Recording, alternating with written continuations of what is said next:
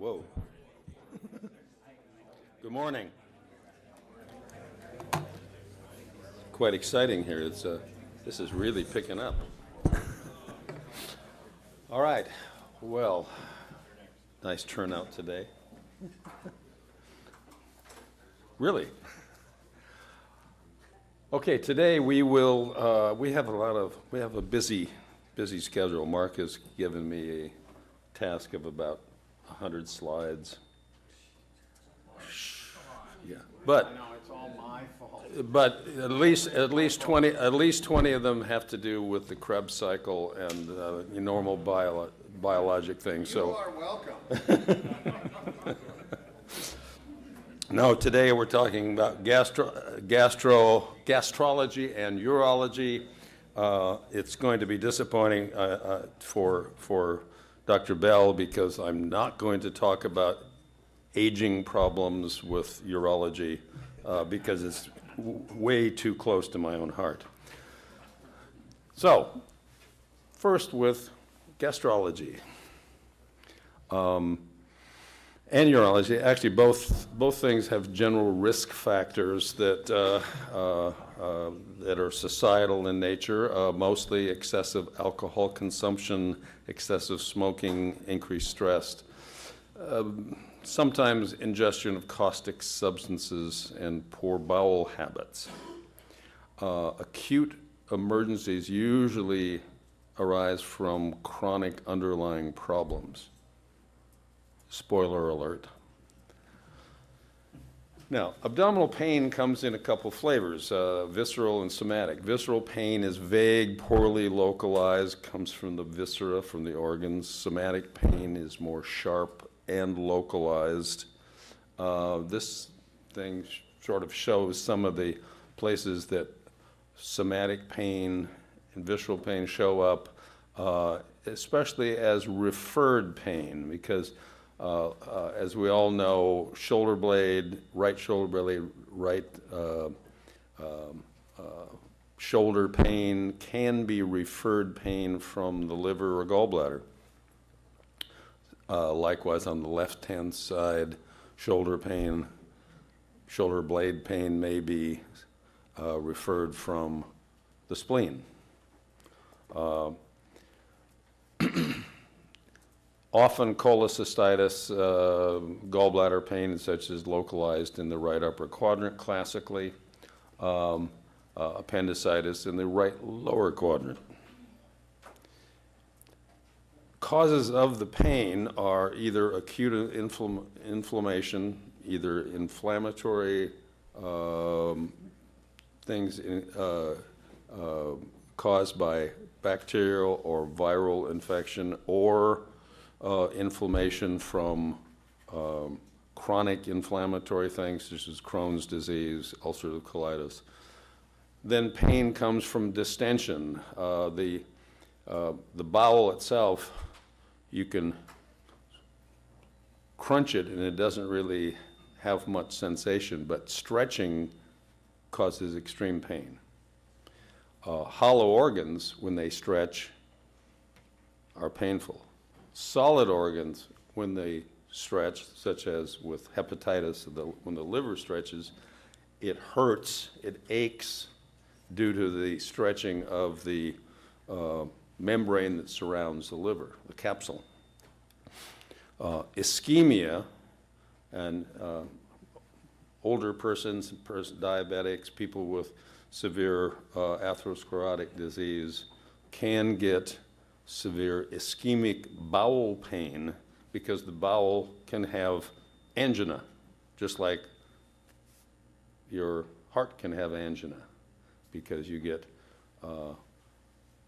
spasm of or actual obstruction of an artery causing acute ischemic bowel pain.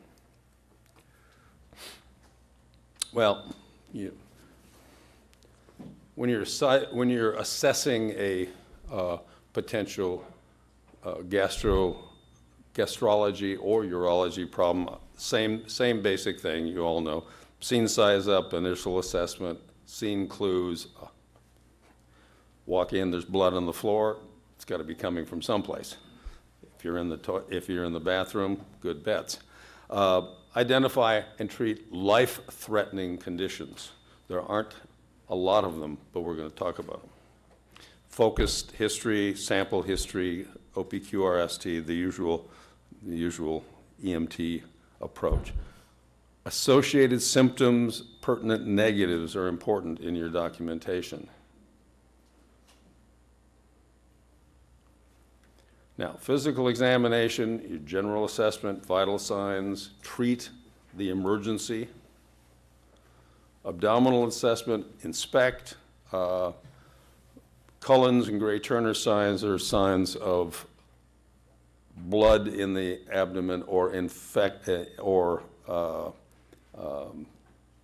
inflammation. They're bruising, essentially. Inspect, auscultate. Everybody normally has bowel tones, bowel sounds. Your bowel is moving all the time. A silent abdomen is usually a bad sign. That means that the bowel doesn't want to move because it increases pain. It increases discomfort. Palpate. Palpate all quadrants of the abdomen. Indicate pain, indicate if there's rebound. Now, when you palpate gently and then with deeper pressure. Each quadrant. Don't check for rebound the first time. Rebound is you push down and say, does it hurt? Does it hurt? And then you take your hand off really fast. If it hurts worse, they won't like it. That's because you have inflammation of the peritoneum. So whatever is infected or inflamed or causing a problem underneath that palpating hand is the peritoneum is inflamed.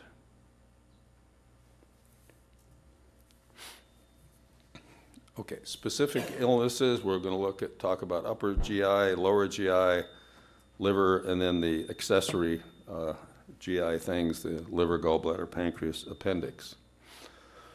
Upper GI bleeding. We're going to go for the big, exciting ones first. Upper GI bleeding generally occurs either from peptic ulcer disease, probably number one, gastritis, from a varix, a rupture of esophageal veins, varices. A Mallory-Weiss tear is a tear essentially through the mucosa at the junction of the esophagus and stomach. And so when it tears through, it can occur from extreme vomiting. Usually is associated with underlying gastritis, peptic ulcer disease, or reflux. So violent vomiting will tear through the mucosa and then bleed. Esophagitis, inflammation of the esophagus. Duodenitis, inflammation of the duodenum. Duodenum is the portion of the intestine right after the stomach. Now, signs and symptoms with upper GI bleeding, generally general abdominal discomfort, not particularly localized. You palpate the abdomen, it's generally tender, not necessarily more tender over the stomach itself. But characteristic upper GI bleeding is hematemesis, bloody vomiting, and melena. Melena is black, tarry stool, dark stool. And the reason it's dark is because the blood has gone through the stomach and duodenum, so it's been partially digested by stomach acid, and the stomach acid has also turned the iron in your hemoglobin from ferric to ferrous so that it becomes browny black in color. Obviously, with severe upper GI bleeding, you're going to get your classic signs and symptoms of shock. Low MAP, low blood pressure, rapid pulse, change in LOC. Important, the important things that you treat that. Now, your general treatment, follow your general universal treatment procedures, but obviously, if they're in shock, you treat shock. You begin replacement with 2 large bore IVs. And what is a fluid challenge? A fluid challenge is 20 cc's per kilo. Adult, child, anybody. Now, we usually think fluid challenge for someone in shock, cardiac-wise, we give them maybe 250 to 500 cc's at a time, but because we're worried that they might have congestive failure. You're not going to really worry about somebody who's in shock from a GI bleed about congestive failure, are you? The ultimate end of a fluid challenge is really 20 cc's per kilo, then repeated. Now, esophageal varices. The problem with esophageal varices is you get portal hypertension, and it's generally caused in this society from chronic alcohol abuse and liver cirrhosis. Now, it can occur as a result of the hepatitis as well, with chronic liver disease. But in our society, alcohol is your big number. Occasionally, caustic substances are involved in this. Usually they have varices to start with, and then caustic substances erode through the varix. What happens with portal hypertension, portal vein is the vein that drains the intestine. And it brings all your stuff that's been absorbed from the intestine to the liver for processing. So when you get liver cirrhosis, that basically causes the pressure in the portal vein to rise, i.e. portal hypertension. It doesn't go, the normal pressure would be probably 0 to 5 millimeters, and it rises to 40. Now, the one end of the portal vein is your hemorrhoidal veins, tail vein. One end, the other end of the portal system is in the esophagus. And what happens in the esophagus is you get hemorrhoids in the esophagus. You get big, venous, bulgy things which push up and ultimately thin out the mucosa of the esophagus, and then it may erode because you get stomach acid, other caustic substances coming up from the refluxing from the stomach. You get alcohol and other somewhat caustic things going down from the top end. These erode, and when they erode, they're big veins and they bleed excessively. And there's no pressure hardly in the, most venous bleeding stops because if a vein breaks and bleeds into a solid organ or even into your muscle, the hematoma gets to be a certain size, then has enough pressure to occlude the vein and stop. There's no pressure in the esophagus, so it just keeps bleeding.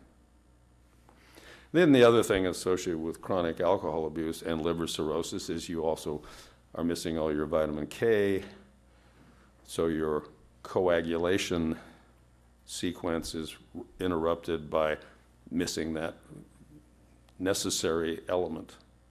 And so they bleed. If you don't have vitamin K, it's like being on Coumadin. Same difference. So They have hematemesis, copious amounts of hematemesis. I remember the first patient I ever saw in internship who had esophageal, said, "I don't feel good," and then he presented all over the front of my white scrub outfit about 2 liters of bloody, partially digested stomach contest. And then he became quite shocky. So, hematemesis, sometimes dysphagia, difficulty swallowing, the esophagus, doesn't like to have more things presented to it. But it's painless bleeding. Esophagus doesn't have that much sensation, and the veins don't have any nerves in them. Then you get gross hemodynamic instability, classic signs of shock. You have to do aggressive airway management of these people, aggressive fluid and resuscitation. And your orders are specific. There are some patients who get transported only to Southwest Washington Medical Center in this county. And you know them: acute MI and systemies, cardiac arrest with the return of spontaneous circulation, trauma activations, and severe GI bleed with patient in shock with suspected esophageal varices with or without a history of alcoholism and/or liver failure.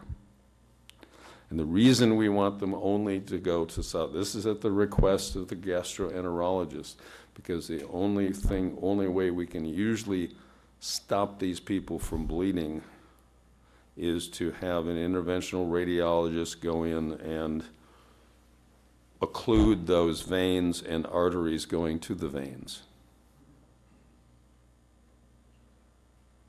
That doesn't hurt the esophagus. There's enough collaterals that they get along just fine.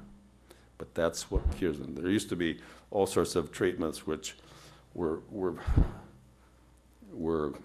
usually unsuccessful and grossly difficult on both the physicians and the patient. Required massive transfusions generally, and replacement of clotting factor. Acute gastroenteritis. The mucosal GI surfaces are damaged. Generally, it's a pathological inflammation with hemorrhage, erosion of the mucosa, and it's usually caused by alcohol and tobacco use, chemical ingestions, things like nonsteroidal anti-inflammatories, because they're not only somewhat acidic and caustic themselves, but they're antiprostaglandins, so they suppress one of the protective hormones that's produced by your stomach to protect itself. So it's a double whammy. It's both irritating and it suppresses the anti-irritating factor. Systemic infections. Obviously, a lot of gastroenteritis is caused by systemic things. Mark's example here is histoplasma, which is pretty unusual in this area, but it's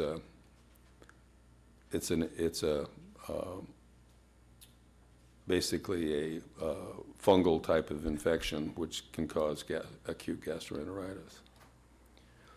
So, signs and symptoms: acute gastroenteritis. We've all had it, probably. Rapid onset of severe vomiting and diarrhea, sometimes with bloody vomiting. You have to vomit a bit. Severe gastroenteritis is almost always associated with blood in the stool or hematemesis itself. Diffuse abdominal pain, generally it's not localized to anything. It's just general, because the entire GI system is essentially involved in the inflammation. Nothing magic about treatment again. Approach the patient with looking for critical findings, life-threatening signs, fluid and volume replacement. Antiemetics will work. Now,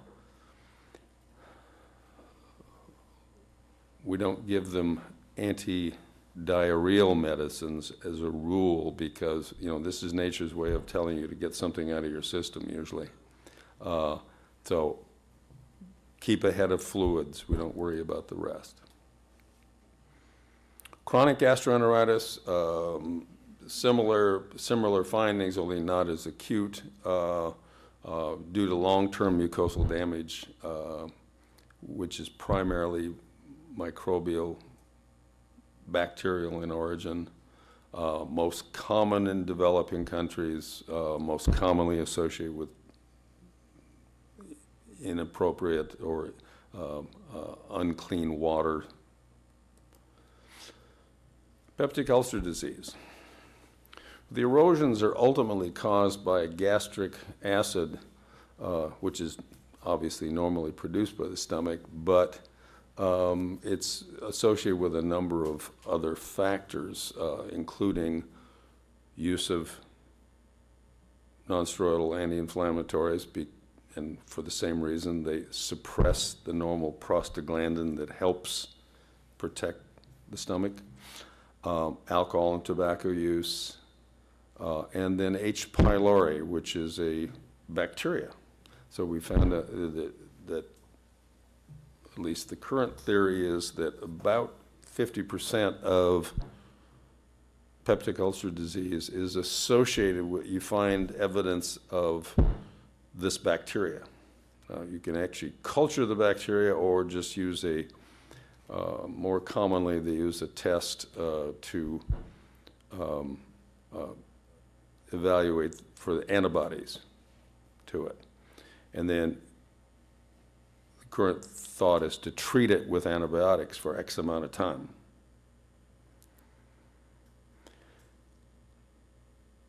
The terminology, where you have your peptic disease, it depends on what's involved. So a gastric ulcer is obviously in the stomach, and the most common place is along this outer curve of the stomach. Then a duodenal ulcer is in the duodenum. So it's any place where there's high levels of gastric acid there, and the duodenum has a lot of it. Signs and symptoms of acute peptic ulcer is abdominal pain, often not terribly localized, but if it's in the stomach, you may have, if it irritates the peritoneum at that level, you may get some pain there. Pain is described as everything from burning in nature to deep, achy pain. If the gastric ulcer ruptures, it can rupture internally and you get acute pain associated with bleeding, hematemesis. And if it bleeds to the stomach, then you'll get melena ultimately. It can rupture as well, and it can rupture into the peritoneum, and then you get acute pain, acute shock usually, and acute peritoneal signs at that level. Treatment, pain medications as indicated. If we still have any over the next couple of months, the hospitals are running out of pain medicine. We've still got some. Now, lower GI bleeding. This is more closer to my heart here too. Bleeding distal to the ligament of Treitz. Ligament of Treitz is a ligament that helps to hold down the distal end of the duodenum and the first part of the ileum to the peritoneum. So it's the surgical definition of the upper GI versus lower GI. Most common cause of lower GI bleeding is diverticulosis. You can also have colon lesions, sometimes colon cancers present with, the first sign is some rectal bleeding. And more commonly, rectal lesions, and the most common of those are hemorrhoids. Inflammatory bowel disorder can cause bleeding and also a lot of diarrhea and mucus in the stool, ulcerative colitis, and Crohn's disease. With lower GI bleeding, obviously it's important to determine what's acute versus chronic. Well, most of the time people aren't going to call you for chronic lower GI bleeding. They don't even notice usually. That's the kind of thing that you get the stool guaiac test to see if you've got occult blood, if you've got, blood that you can't see in the stool. Most people get real excited if they actually have blood in the stool. A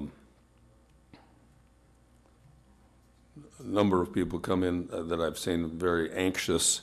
They squeal about it, but they don't have any blood in the stool. They've been eating a lot of beets, and so they get red stool. Beet juice is really good for that too. But we do check them out for that. So, acute versus chronic, and then the quantity and color of the blood in the stool. Normally, bright red, like venous or even arterial blood, comes from the distal end of the colon, the rectum and anal. So that's more likely to be hemorrhoidal in nature or something very close to the end of the colon. Diverticular bleeding is generally dark red in color, not black, dark red in color, and gelled because it's had time to coagulate. So, and then just quantity. It's really hard to estimate the quantity of blood from the stool. Ask them, if they've been vomiting into the toilet, is the toilet water entirely red or is it just streaky in spots? Is the stool totally bright red or is it just streaked in the stool?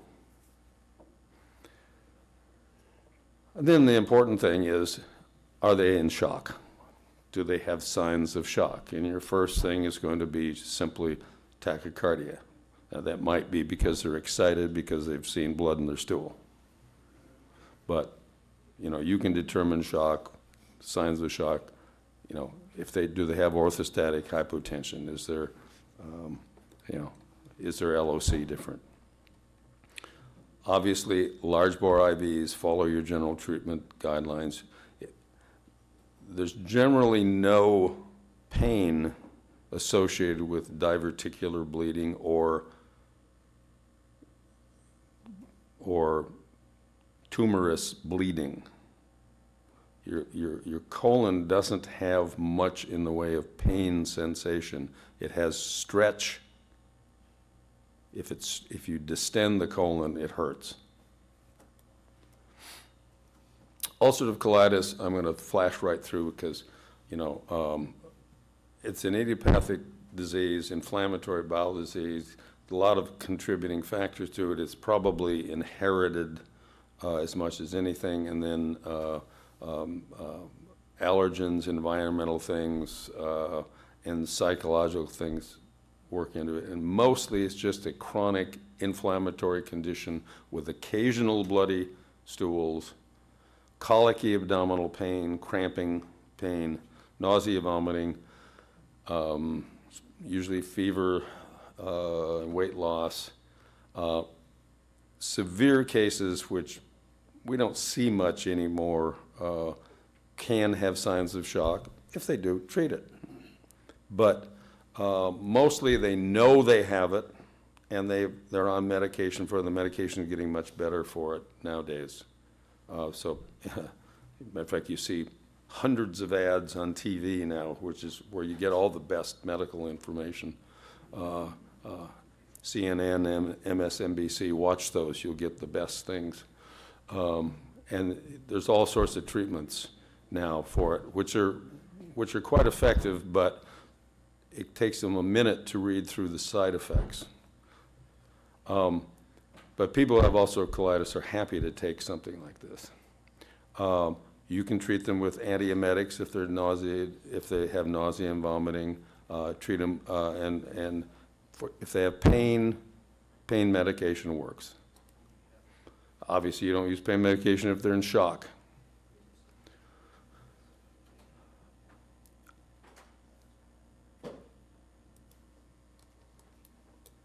Crohn's disease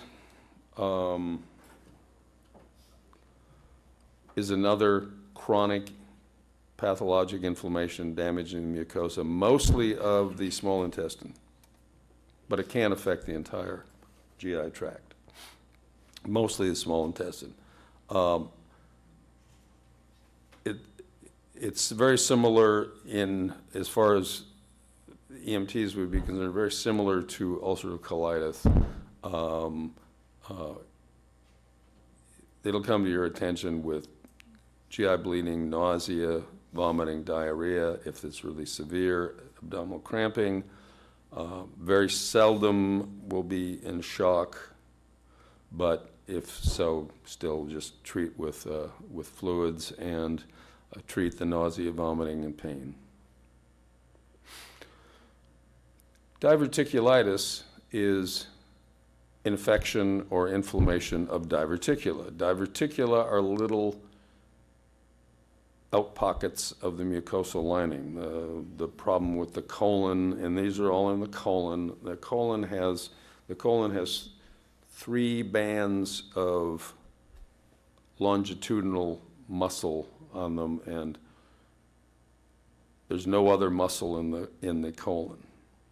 And so in between the bands of muscle, the mucosa under pressure can bulge out, and it can form a little, if it's got some weakness, it'll form a little out pocket. And diverticulosis runs in families, but it's also a chronic condition of Western civilization, possibly because of what we eat and the fact that it causes increased intracolonic pressure, which predisposes to the little ballooning out, partly because we walk on 2 legs instead of 4, so that you do have more pressure in your colon, partly because of poor bowel habits, which increases poor bowel habits and lack of fiber in our diet, which increases the pressure in your colon, on and on and on. But suffice it to say, probably half of you in the room have 1 or 2 diverticula. And by the time you get to be my age, about 50% of you will have, about 70% of you will have some diverticula. Now, that's not the end of the world. If you have a lot of diverticula and your bowel habits are still not good in your diet, sometimes you will get these little bulges will get packed with stool, packed with foodstuffs. Bacteria will get a little bit too frisky in it and cause an inflammation, an infection. Things can happen from that. Abdominal pain, tenderness, and with peritoneal signs, so pain in the in the left lower quadrant with rebound tenderness is very often diverticulitis. And these can rupture, they can cause an abscess in the local area, so you can get peritonitis, and they can rupture internally, causing GI bleeding. And it's the most common cause of lower GI bleeding in the older population. How do you treat it? You treat it just like you treat everything else. Evaluate the patient, treat for comfort, treat if it's really painful, treat with pain meds. Unless they're shocky, you treat shock. Almost never associated with nausea and vomiting until they give you the medication you need to prep yourself for the emergency colonoscopy. I tell you that from personal experience. Okay, hemorrhoids. I already mentioned the cause of hemorrhoids is increased pressure in the portal vein. That can occur normally, and also because we stand on our hind legs, so you have increased pressure just by gravity, always. Straining, if you have poor bowel habits and you have to strain to have a bowel movement, you increase the pressure and push blood downward to that terminal vein. It can cause hemorrhoids. It can increase the hemorrhoids. If you have portal hypertension from cirrhosis, you have hemorrhoids. If you have pregnancy, you have increased pressure on the inferior vena cava and the portal vein, pushing downward, causing hemorrhoids. Hemorrhoids can bleed if they erode. Hemorrhoids can bleed, causing bright red bleeding. And usually, because the hemorrhoid is inflamed at that point, it'll be painful. And it may even be thrombosed at that point, which means because the blood is pooled in there, it doesn't move quickly, it will clot, and you get a clot inside the hemorrhoid, which is very painful. People really like to come to the emergency room for that one.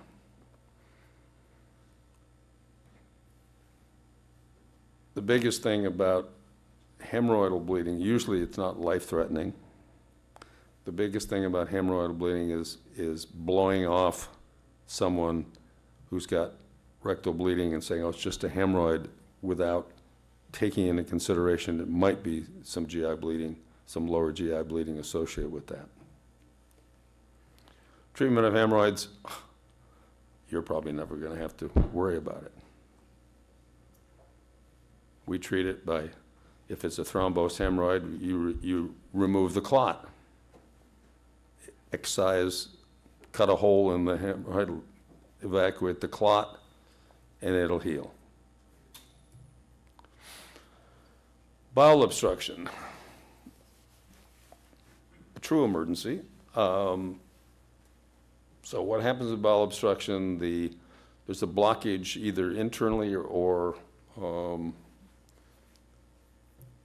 there's a blockage of the inside of either the small or large intestine, either partial or complete, and it can be from external blockage or from internal blockage. Now, you can have hernias, intussusception, which is a picture of this. Intussusception, if you can imagine a sock, your intestine is a sock, grab the toe of the sock and pull it inside. That's an intussusception. A piece of your bowel, usually it's got usually it's small intestine. Can be colon, particularly in children. It gets either inflamed or it gets a leading edge, which is kind of edematous and heavier than it should be, and it gets actually caught up with the peristaltic movement of the intestine, and it gets pulled into itself, and it sort of everts. Then it's like the sock, pulling the sock inside out. What that does, of course, is the part that got pulled in all of a sudden now is trapped, and it shuts off the blood supply. And it'll start bleeding a little bit inside, but it mostly will get, it'll start to necrose. It'll start to die. So we want to fix the intussusception fairly quickly before that bowel dies. Volvulus occurs mostly in the colon, and the colon, due to adhesions, due to a number of things, will twist on itself. Usually it happens volvulus happens either very young or the very old, usually when the colon has gotten sort of distended by poor bowel habits and things over a long period of time, and it gets really excessively mobile and excessively big, and it'll roll on itself, sort of like making a balloon animal. You turn it, but once again, if you get it turned too tight, you close off both ends, you cut off the blood supply to that whole sausage of colon. Hernias, most common in males, although women get them as well.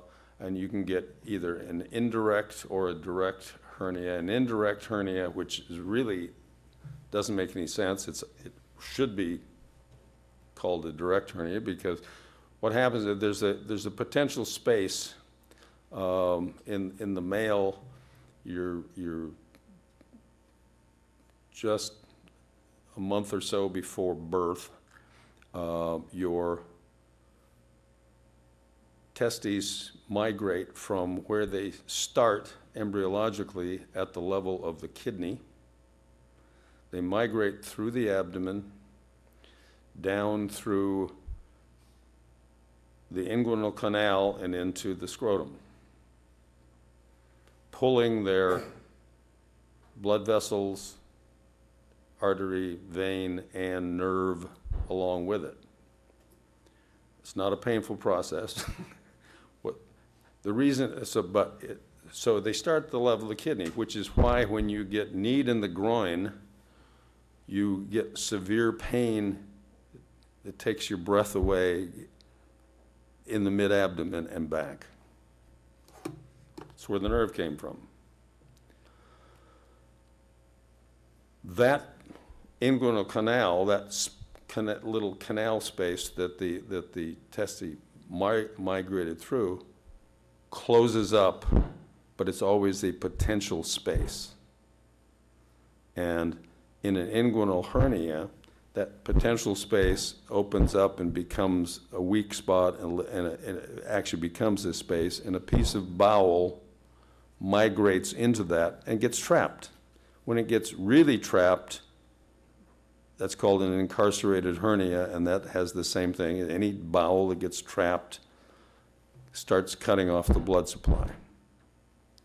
A direct hernia is just a weak spot in the wall of the abdomen. There's 3 muscle layers and a layer of fascia and a couple of things, and it gets a weak spot at where this junction is, and a piece of bowel, piece of the omentum, a piece of the fat can protrude through that and get caught and trapped. The smaller the hernia opening, the more dangerous it is, because once it gets something in, it's difficult to get out. So a big hernia is better than a little hernia. Nevertheless, when it's acute, when they have acute pain and symptoms of nausea, vomiting, decrease in bowel tones because the bowel is trapped, that's an emergency. You treat them with pain, treat them if they have any abnormalities of their vital signs, transport them. Simple.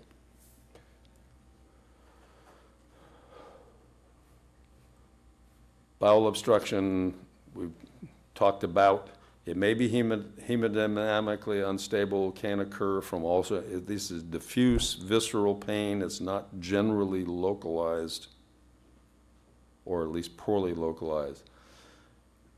If they have peritonitis, and if they have distension of the abdomen, peritonitis, signs of rebound, it's severe. If they have, at the beginning of bowel obstruction, a lot of times their bowel sounds are hyperactive and then they go quiet, because the bowel is trying to push past the obstruction. So you get a lot of noise and then quiet. During the noise, during the time where they will probably have severe crampy pain during that time period. And you treat their physiologic findings. They're in shock, you treat them for shock. Treat them with pain medicine unless they're in shock. Airway management, the usual thing. Okay, accessory organs that we get called for. Liver, gallbladder, pancreas, and the appendix. Okay, appendicitis, inflammation of the vermiform appendix. The vermiform appendix is this little thing that's at the end of the ileum, where the ileum and the cecum colon come together. It's important for herbivores, particularly goats, sheep, etc., because it's another place where food is digested. Doesn't work for us. The only thing that the appendix really does for human beings is support a lot of surgeons' children going to college and things like that. It's just this blind pouch that, I mean, it's a terrible design for human beings because stuff is going to get in there. And if the stuff gets in there, particularly if it gets packed in there and it starts to decrease the blood supply to the appendix, then bacteria can get in and cause a real inflammation, which makes it worse. And then you get this inflammatory, infected little appendage that's in the right lower quadrant generally, and if it gets inflamed, it causes peritoneal irritation right there, which is why we have the classic findings in classic appendicitis of diffuse colicky pain, very poorly localized to start with. As a matter of fact, usually people complain of it in the mid-abdomen. Maybe more, you think, well, are they having a little stomach upset? But then as they develop more peritoneal, more inflammation, they begin to localize the pain classically into the right lower quadrant. It's called McBurney's point, because McBurney was a Scottish surgeon, and that was where he decided, this is where you make the incision to take the appendix out. Now, you think, why would that's so common, because McBurney said, this is where you go for the quickest finding and in and out of taking out the appendix, because when McBurney started operating, they didn't have anesthesia. So you had to get in and out real quick. Most people didn't like you to do that. So they may have a low-grade fever, and they may have nausea and vomiting. If they have severe peritoneal signs, not a good thing, because the appendix can rupture, cause severe peritonitis, which is life-threatening. Now, by and large, you would treat, your evaluation is saying, you think, well, I think they have an acute abdomen. I mean, Dr. Bell and I do not tell the surgeon, we think we have appendicitis. We tell them we have an acute surgical abdomen. It's not our job to, even though we know that's what it is, it's not our job to tell the surgeon that that's what it is. We have an acute surgical emergency, and it happens to be in the right lower quadrant. There's a few other things that live there, but most of the time, it's not important to make the diet. But we treat the patient then with fluids, nowadays with antibiotics. You don't carry antibiotics yet. And treat them for anything else that's treatable, transport them. Now, is it okay to give them pain medicine? Yes. You will not hide the findings of an acute surgical abdomen from a competent surgeon or ER doc by treating the patient for pain. Matter of fact, sometimes we can't even examine patients without treating them for pain because it's too painful. I'm thinking mostly of pelvic diseases and things. Okay, cholecystitis, an inflammation of the gallbladder. Now, it can be associated with cholelithiasis, which is gallstones, can be associated with chronic cholecystitis, which is a chronic bacterial infection, or it can have what's called acalculous, no gallstones, cholecystitis. That's associated post-burns, post-sepsis, diabetes are very common, and with multi-organ failure, shock syndromes after the fact, after you survive this. This little picture here is your gallbladder. Find my little thing here. You have a gallbladder here, you've got stones in it, and you have a little air in the wall of the gallbladder, which means the chronic thing, and it's, you know, leaking a little air there. Classic symptoms, Murphy's sign, upper right quadrant abdominal pain. You push on the upper right quadrant and you have rebound tenderness. Push on the upper right quadrant and it hurts worse into their, they also complain of usually shoulder blade, scapular pain. Nausea, vomiting. Often they'll have a history of having episodes like this before. About half of the people that I see with acute cholecystitis will tell me that after they have had a fatty meal in the past, pizza, something, they often get heartburn. A lot of times they feel like it's heartburn only, right upper, you know, mid and right upper quadrant pain.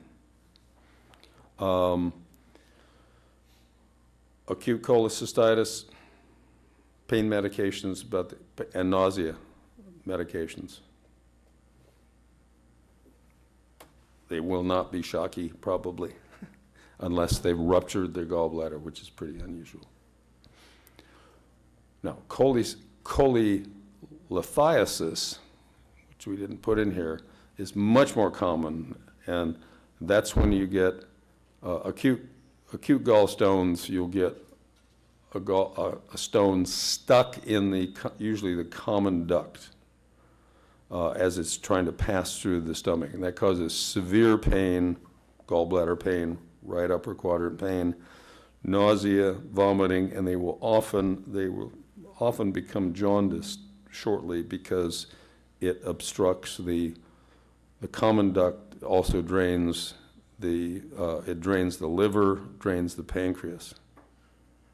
So if you totally block all liver drainage, you end up with jaundice. Pancreatitis, we see a lot of common causes of pancreatitis is alcohol abuse, gallstones, because when you get the gallstone stuck in the common duct, liver bile backs up into the pancreas, which causes acute and severe inflammation. It's associated often with diabetes and elevated serum lipids, fats. Excess fats your pancreas doesn't like very much.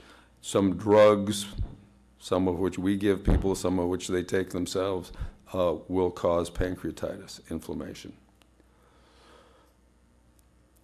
Mild pancreatitis is severe epigastric pain, often with abdominal distension, nausea, vomiting, and then we will test them for elevated pancreatic enzymes. Severe pancreatitis, epigastric pain, and often back pain, severe back pain, because it's basically part of the pancreas is retroperitoneal, so when it gets really inflamed, it's behind the peritoneum and it causes severe backache, almost like kidney disease. Severe pancreatitis often has pretty refractory shock. May have blood loss associated as well, but severe shock. And by refractory, I mean it's not going to respond just to a little bit of fluids. We may have to, we may have to put the patient on pressors to get them through that. Respiratory failure is not uncommon with severe pancreatitis. Hepatitis. Dr. Wittwer? Yeah.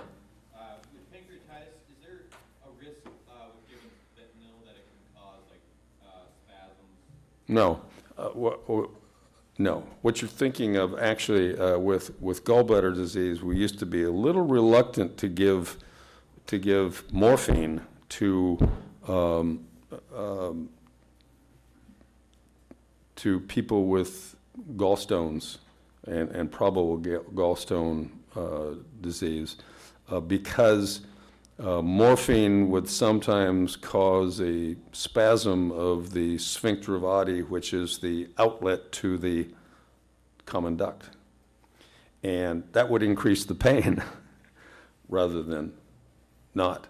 And the reason it's associated with pain, because that would have a tendency then to increase that blockage and maybe get back up into the pancreas, which might cause pancreatitis if it hadn't already occurred from the gallbladder. So that's in those days. So fentanyl doesn't seem to have the same issue that morphine did.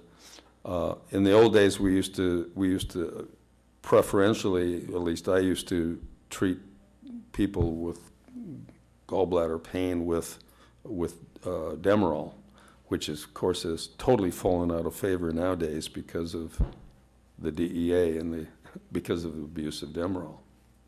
But you know, I didn't abuse it, so that was okay. So, but the good question. No, feel safe, feel free to use the fentanyl. The worst thing that fentanyl causes, to me, is nausea. You know, some people get kind of sick with it. Hepatitis, injury to liver cells due to inflammation or infection, generally due to a viral infection. Now, you can get hepatitis from alcohol, you can get hepatitis from other drugs, so you have, but the most common hepatitis and the one that you guys are concerned about is viral hepatitis, and it comes in now A, B, C, D, E, and G flavors.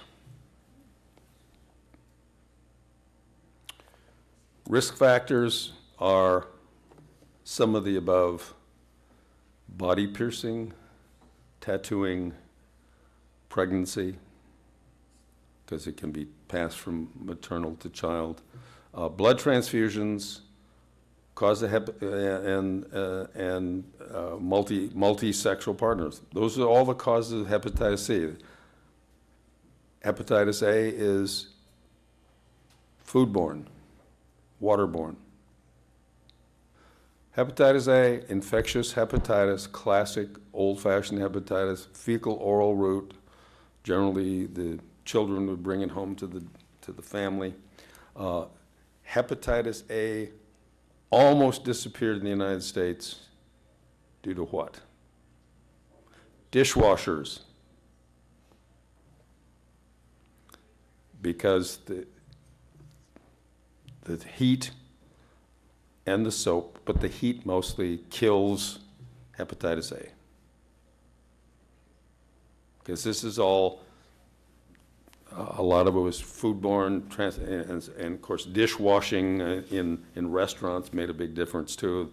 You know, that's why you know, if you don't have a dishwasher in a restaurant, you have to have 3 different sinks.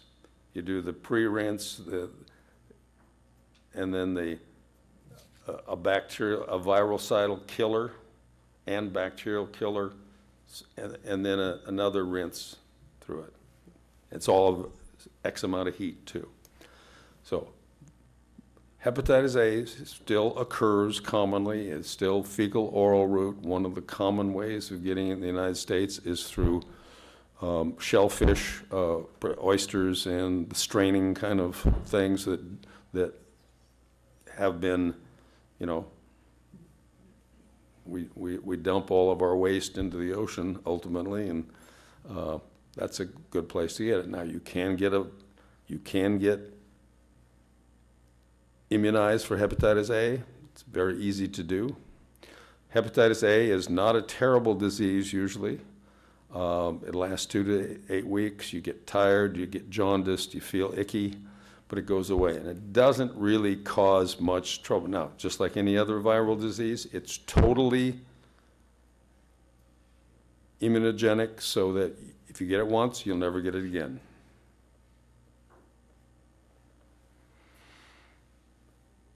Hepatitis B, serum hepatitis, usually has fairly minimal effects, but the downside is some people get severe liver disease, severe ischemia and necrosis, and it can lead to hepatomas and other things. And the effect, the hepatitis is a little bit more virulent in the sense you feel a lot worse. Hepatitis C is what we found out we could transmit through blood transfusions. Now we test for hepatitis C in all the blood transfusions. Hepatitis D is hardly testable for, and it's dormant until it's activated by hepatitis B. It's transmitted by, generally by intravenous drug use, other, possibly by blood transfusions and by sexual contact. Hepatitis E is a third world disease. It's waterborne.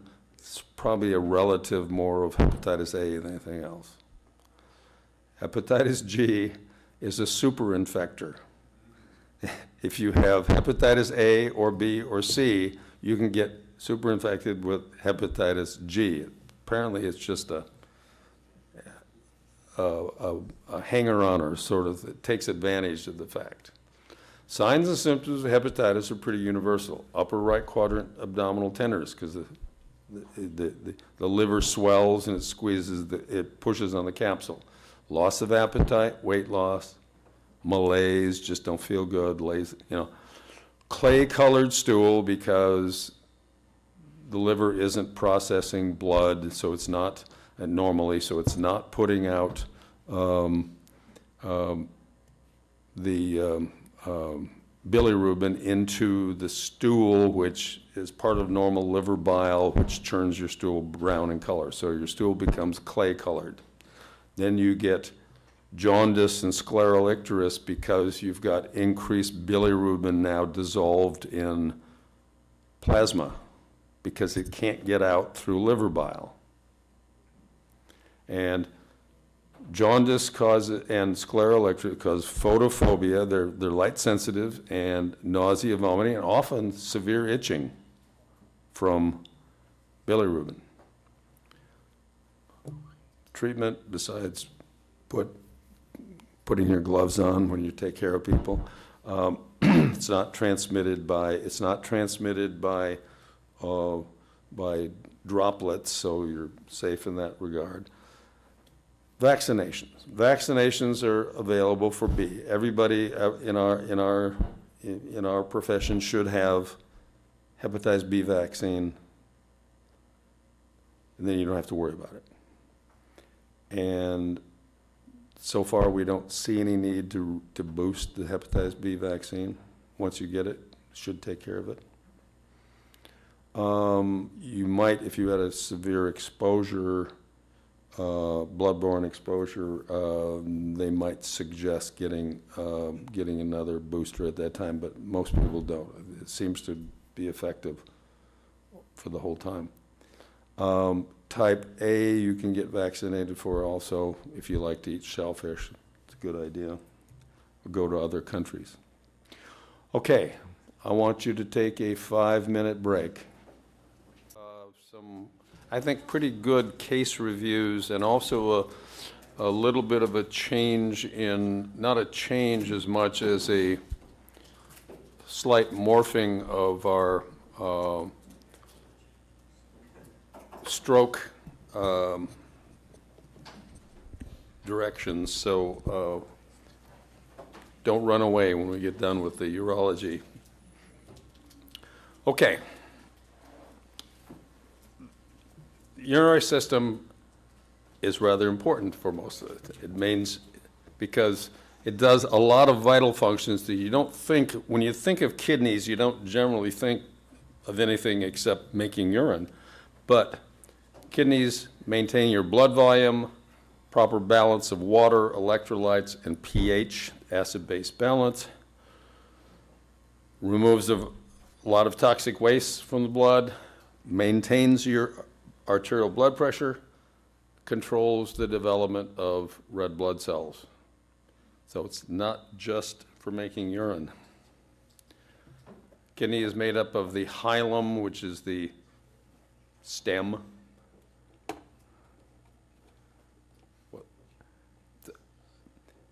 It's the medulla, which is your basic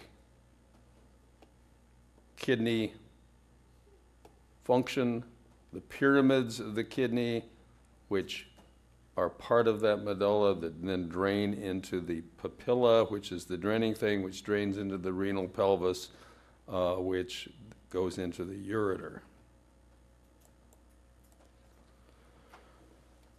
The action in the kidney happens at the level of the nephron.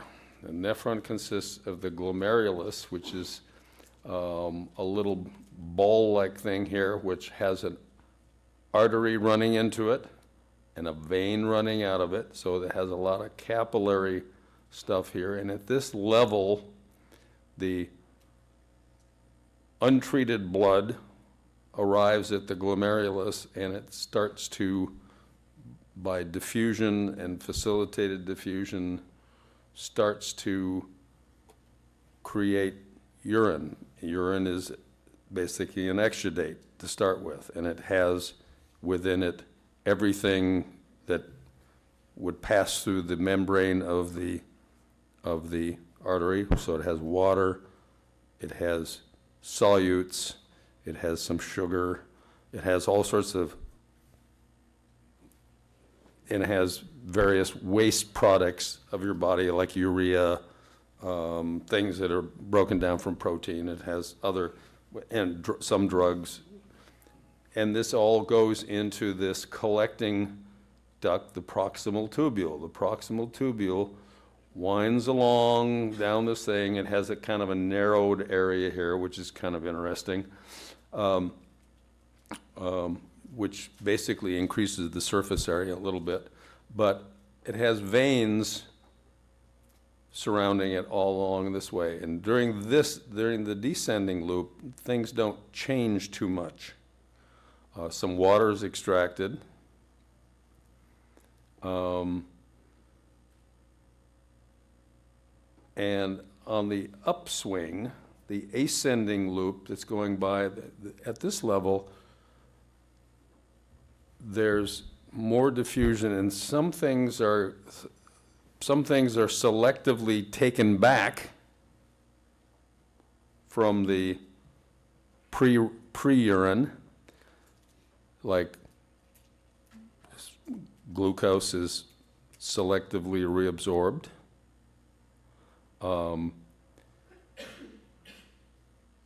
Some of your potassium and sodium, some of the sodium is selectively reabsorbed, some potassium is reabsorbed. Things that are, important to get are reabsorbed, so that it is no longer a pure exudate. It's an adjusted thing. And then urea is selectively transferred into the pre-urine by a facilitated diffusion, which brings glucose out. The net effect is by the time you get up here, it's sort of had a processing and reprocessing, and then you have urine, which true urine appears, the final product appears in the distal tubule and then drains into the collecting ducts, which go into the renal pelvis and the ureter. So you've got glomerular filtration, which is called the GFR, glomerular filtration rate. which we can measure nowadays, and then reabsorption and secretion at different levels, which is diffusion and osmosis, and then facilitated diffusion with active transport in the ascending limb. This is all adjusted by various and sundry hormonal things. So the tubules handle water and electrolytes. So this is where diuresis and antidiuresis occurs. Glucose and urea are handled in the ascending limb usually. Arterial blood pressure is controlled by the renin-angiotensin system. And erythropoietin is produced, a hormone produced by the kidney, which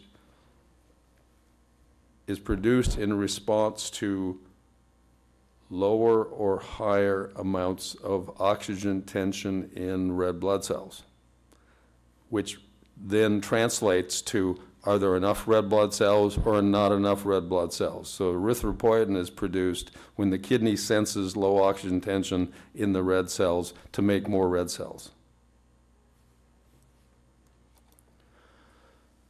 Okay. Now, obviously, you can have trauma, which damage the kidney, but most non-traumatic kidney issues are inflammatory or immune-related diseases, such as post-streptococcal glomerulonephritis. It's an immune response to the strep bacteria, which is why we treat strep throats, not because it's a bad strep throat. We treat it because of the immunologic aftermath. You either get kidney disease or heart disease. Neither one is acceptable to us. Infectious diseases can obviously affect the kidney. Mostly they're bacterial infections. Physical obstruction and or hemorrhage in the kidney from non-traumatic sources, which, can occur.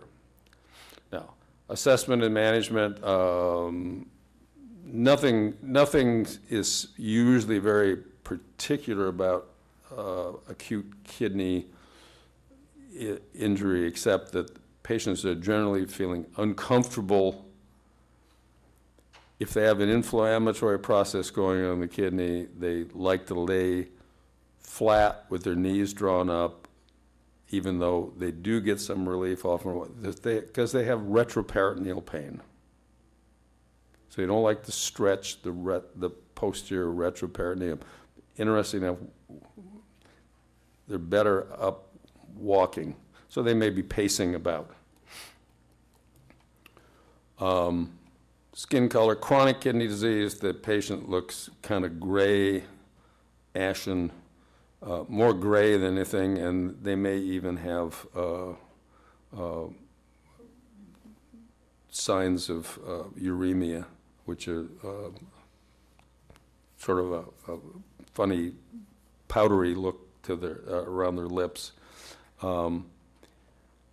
Inspect the abdomen for distension, ecchymosis, scarring. If they have, sometimes we can check them with palpation of the abdomen and percussion. Our usual thing for checking for kidney-related pain is to do a percussion, a tap over the over the back area, just under the rib cage.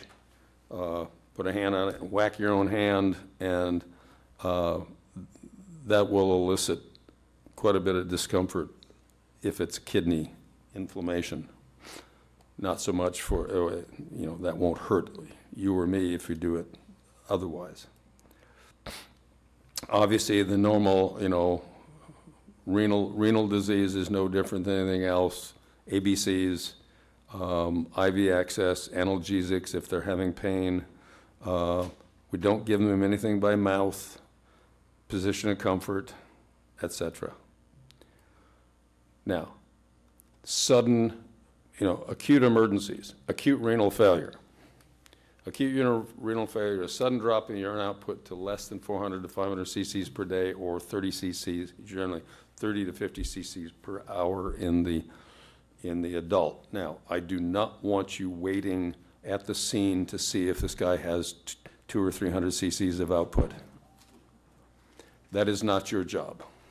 They will tell you that they're not urinating very much. So it's oliguria, little bit of urine.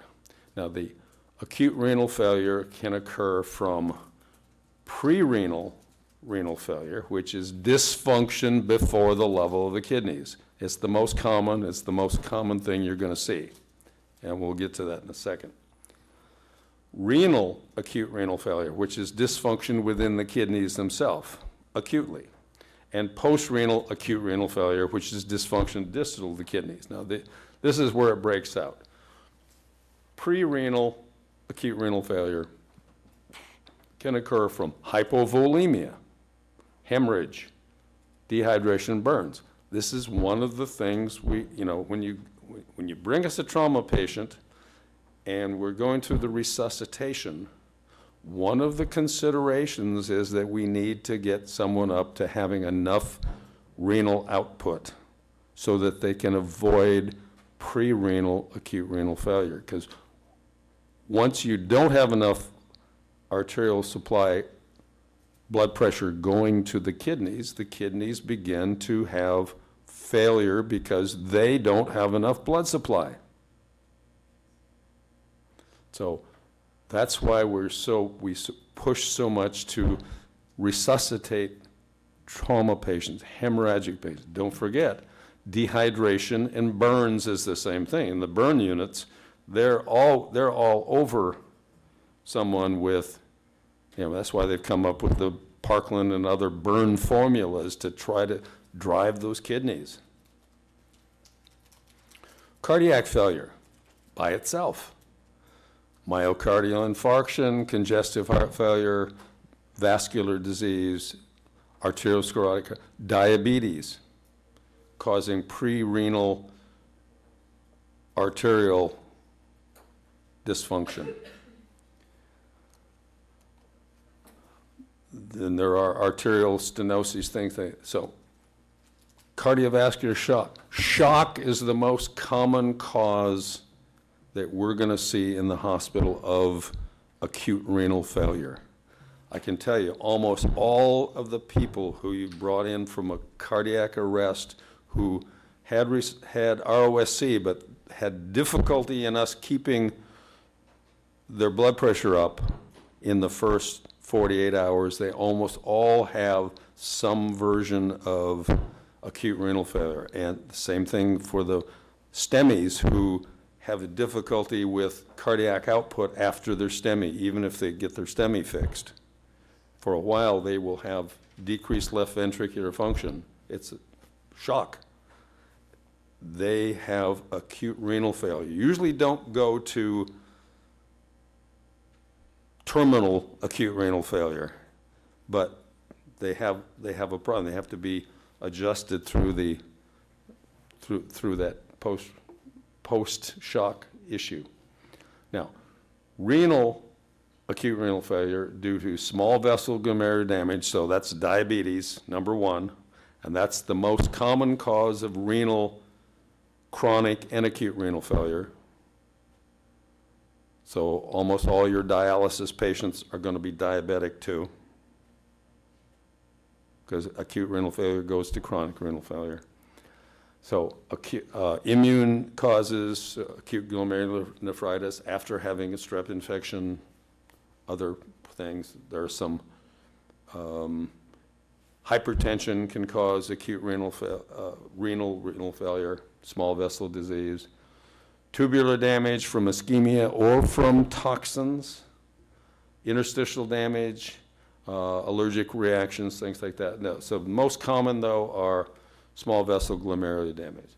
Now, post-renal acute renal failure is abrupt obstruction of both ureters due to stones, kidney stones, blood clots, tumors, or abrupt obstruction, and pay attention because you will get older, abrupt obstruction of the bladder neck, which is generally due to benign prostatic hypertrophy. stones, tumor clots, things like that, but BPH. And mostly stones and things, kidney stones, and we'll talk about that a little bit. So acute renal failure, history, change in urine output. Well, you know, that's, if the guy's in a car wreck and they're hypotensive, you're not going to get much of a history of that. But an inflammatory, a small vessel problem, a diabetic problem, they will have a change in urine output, swelling of hands, feet, and torso. They'll actually, Dr. Bell, we were talking about one just a bit ago, that presented at the emergency department with what's called anasarca, generalized edema, including intra-abdominal excess fluid, and the initial treatment was to take, 8 liters of fluid off the abdomen just to make things better for this person.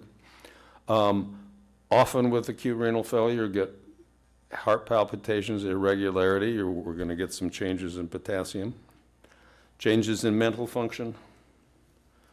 And so physical assessment, altered mental status, hypertension. Hypertension often because of retaining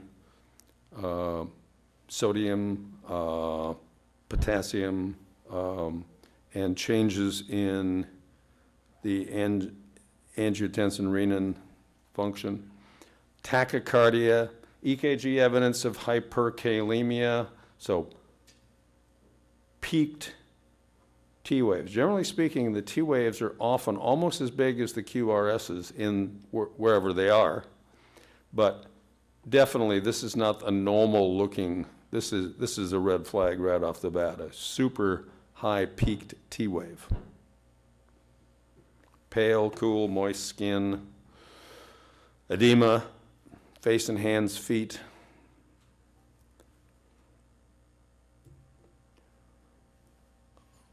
Hey, what's new for the treatment pre-hospital? Airway, breathing, circulation, IV access.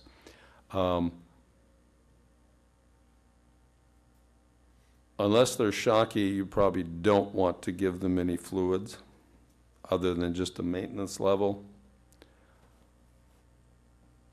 If they're on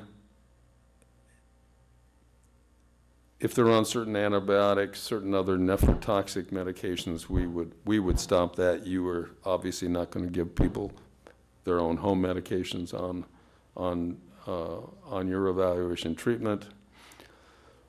Acute renal failure goes on to, so what we treat the symptoms of acute renal failure.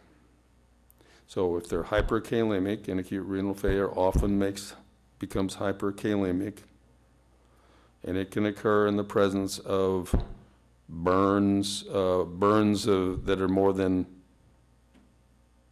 usually 4 to 5 days old, crush injuries, including just little old people laying in one place for a long period of time because they've broken a hip or something or had a stroke, crush injury of 1 or 2 hours in duration can cause acute renal failure and increase in potassium. Then there's chronic renal failure. Acute renal failure can often go on to chronic renal failure because that just means you have permanent loss of the nephrons, and essentially you have chronic acute renal failure. Microangiography, glomerular disease associated with diabetes, tubular cell injury, interstitial injuries. You'll often have chronic pitting edema. Pitting edema indicates that edema's been there for a while, and it also indicates there's some changes in your fluid and electrolytes, which cause it. Pitting just means when you push down, take your hand away, you still have your thumbprint. Normally that doesn't happen to us. Test yourself at home. Call me. chronic renal failure, the most common causes: systemic hypertension, diabetes mellitus, arteriosclerosis, etc. Tubular cell injury. Some analgesics cause severe nephrotoxicity. And one of the reasons we don't like people on chronic NSAIDs, ibuprofen, for example, is it's nephrotoxic, can cause tubular cell injury.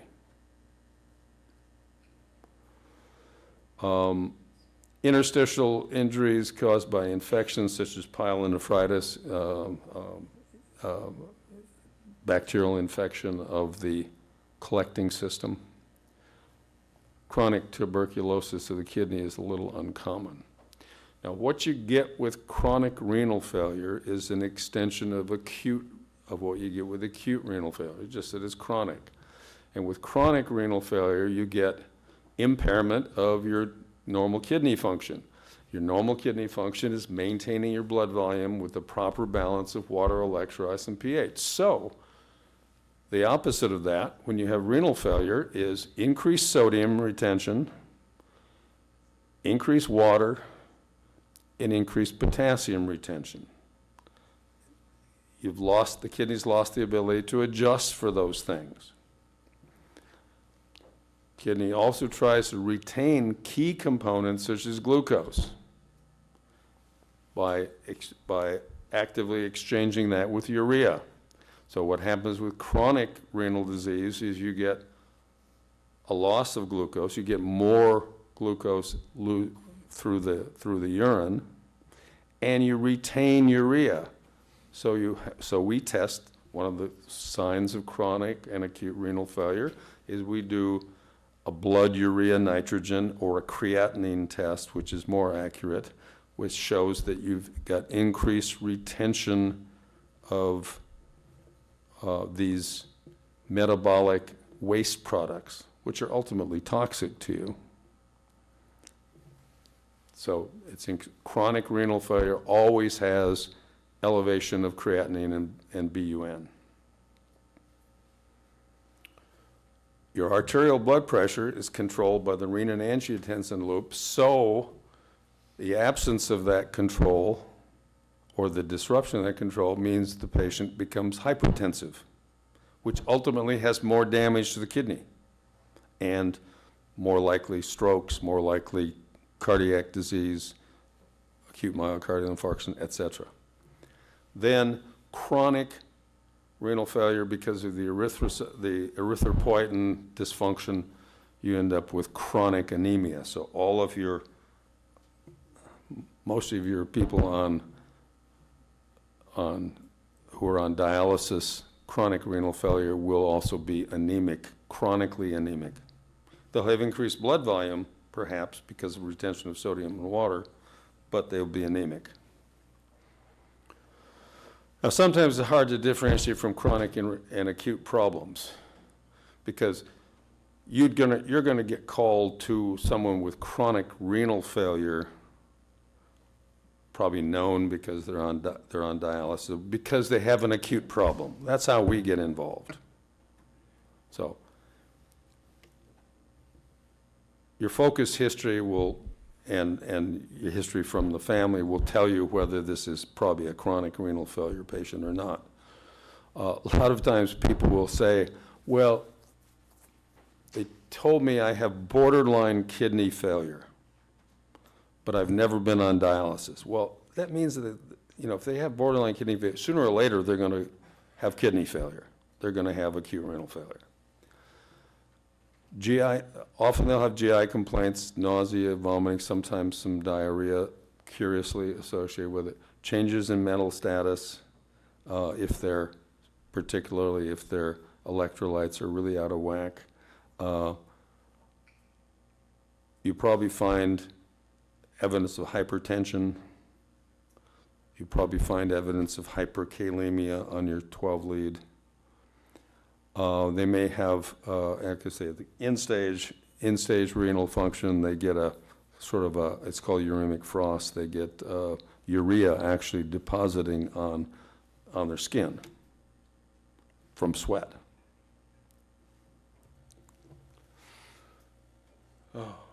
So we already went through all those. We don't have to do that. Now, chronic renal failure. How do you manage it?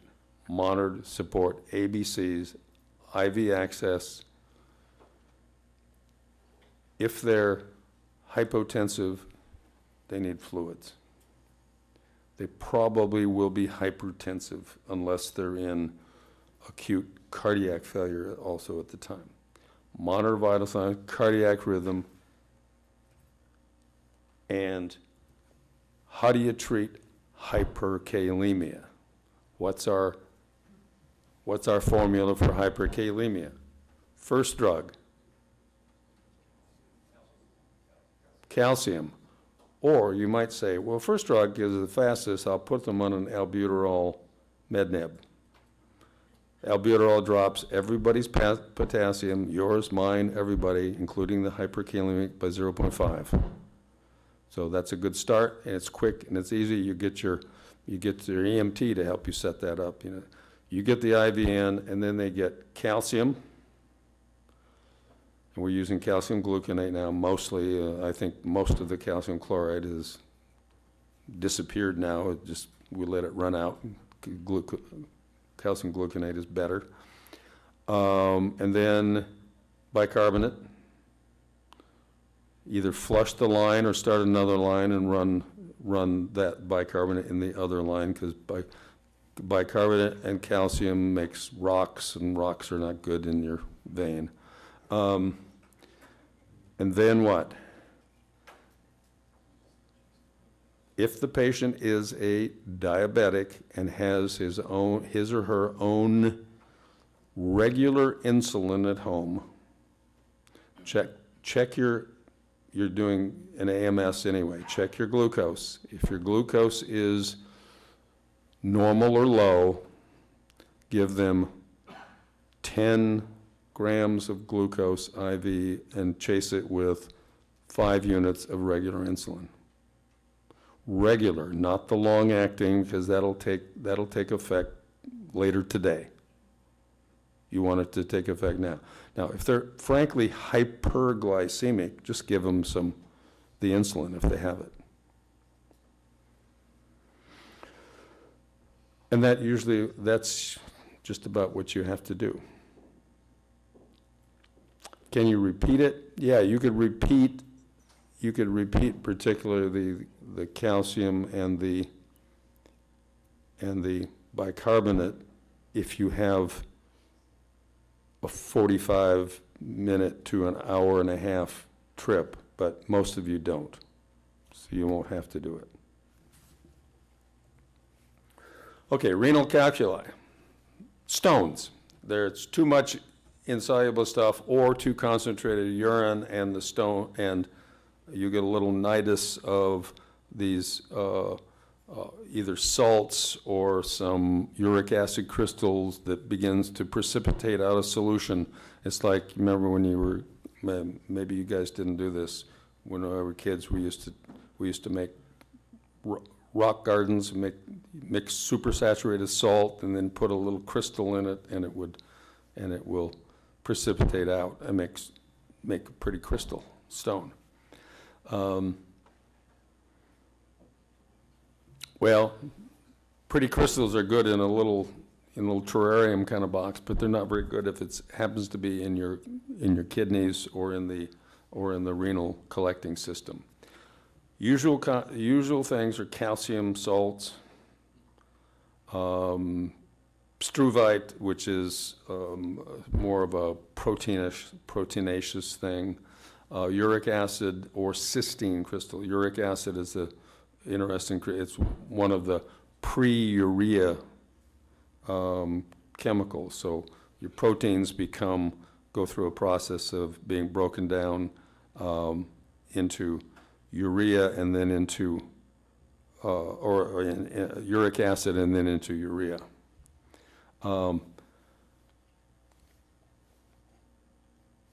Urea is very soluble in water.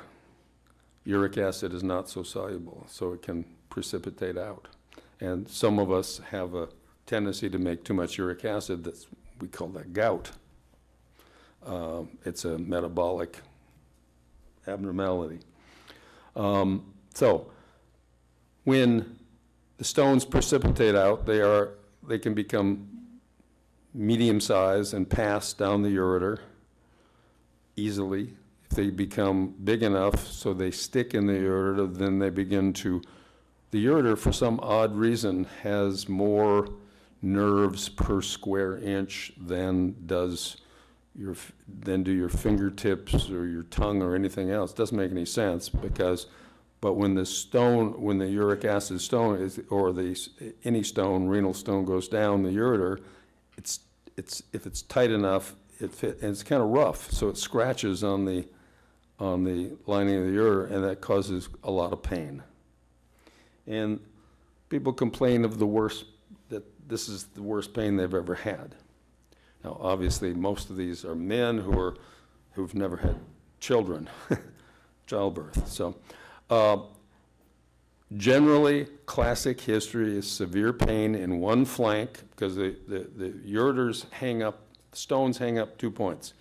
Where it comes out of the renal hilum, that narrows, so that's a narrow spot. There's another narrow spot and it's just a physical narrowing where the ureter comes over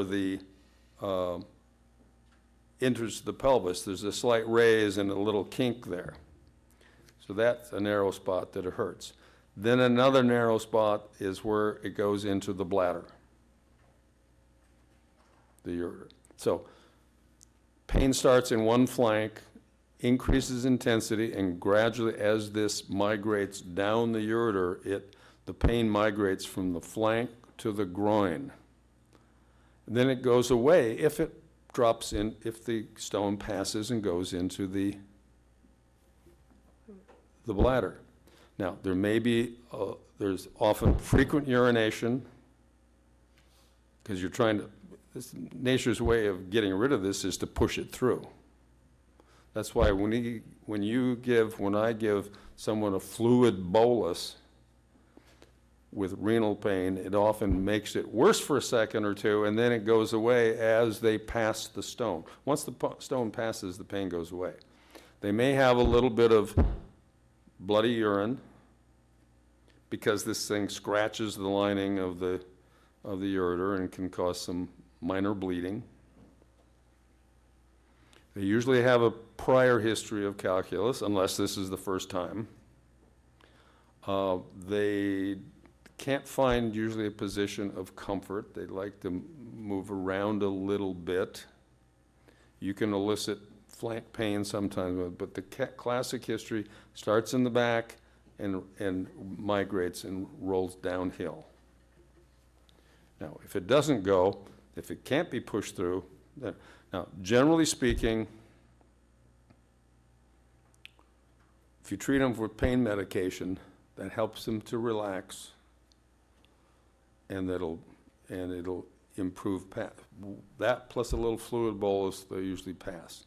But you're treating them, and they'll often be really nauseated with this too. So they can get an anti-nausea drug, some pain medication, transport in position of comfort, usually sitting with legs drawn up.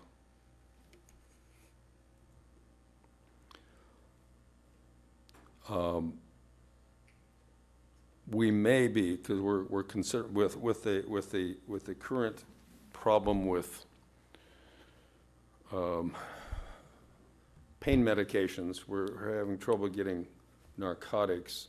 I'm considering putting injectable non-steroidable on, non-steroid, which is Toradol. That's good for a lot of pain. As a matter of fact, that totally took away my discomfort from my last chest disaster, rib pain. And we've been using it in the ER for what, 25 years at least, as an adjunct to kidney stones too, kidney pain. We give that along with pain medication. But probably there's no reason to think that we couldn't use it all by itself if we had to. More news on that, probably I wouldn't add that to the summer for you. Couple other emergencies. Testicular torsion obviously only occurs in 50% of the population, generally adolescent. And it's a maldevelopment of the fixation. Remember, I told you the testis migrated down from the level of the kidney prior to birth, and then it's normally firmly attached in the scrotum where it belongs. But sometimes that attachment is incomplete, and it allows the testis to rotate, and sometimes to totally, so when it rotates and twists on itself, it twists its supportive structure, which includes the artery and the vein and the nerve for that matter. But, so that causes pain, but it also puts the testicle at risk, because if it becomes ischemic for X amount of time, it dies. So sometimes associated with trauma, sometimes occurs during sleep, sometimes occurs during athletic activity, but I've never seen it happen myself. So mostly they wake up in the middle of the night with pain in the groin. And that's what they get. They get pain in the lower abdomen and all the way up sometimes to mid-abdomen, because remember, that's where the nerve started. So they get pain, achy pain, sometimes really acutely achy pain, nausea, vomiting, and examination would show that it's swollen and tender. And treated for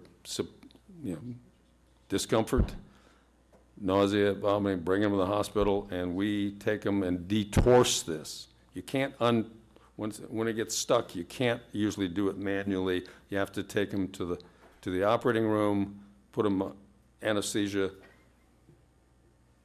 rotate it back where it belongs, make sure it's viable still, and then tack it down, surgically tack it down. Urinary tract infection, we see a lot of those, and the worst part that we see, increased risk in female, increased risk in patients with catheters, increased risk of chronic urinary tract infection in older people who don't empty their bladder and are in nursing home situations and relatively inactive, and that's just the way it is. And the worst part that we see is older people who get renal sepsis, who get urinary tract sepsis from their infection, which is both a chronic and then an acute infection. And then they get acute renal failure with that. And sepsis, lower blood pressure, causes renal failure if they didn't have it to start with. Urinary tract infections come as just simple urethritis, which is painful, hurts when you pee. Cystitis, which is bladder infection, also hurts. Frequent urination, hurts when you urinate, maybe blood in the urine. Prostatitis, inflammation of the prostate, causes frequent urination, maybe urinary retention at times, causes discomfort.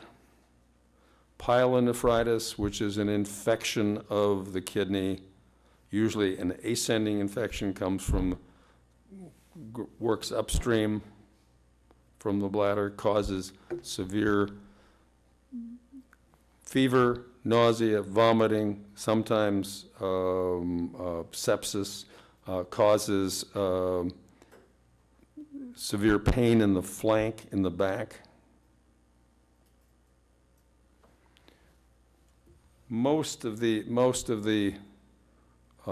infections that we see are community acquired, just normal bacteria, but you can get infections that are specific to institutions, to nursing homes, to hospitals, such as Pseudomonas, which is not a good infection to get, most of your urinary tract infections are caused by E. coli or similar bacteria. But the bad ones are Pseudomonas and a few of the others. Usually urinary tract infection, abdominal pain, frequent painful urination, burning when urinating, hard to start, hard to stop. We all know the joy of going into a nursing home and walking into a room and saying, "Yep, there's urinary tract infection here. You can smell it." Often they'll have past episodes, urinary tract infection. Your assessment is mostly their LOC, their presence of a fever. Sometimes, obviously, severe sepsis has no fever. They're hypothermic. Vital signs, particularly if they're in sepsis, if they are showing our usual signs of sepsis and shock. Maintain blood, ABCs, IV access. Okay, now somewhere here I have my case reviews. There we go. All right.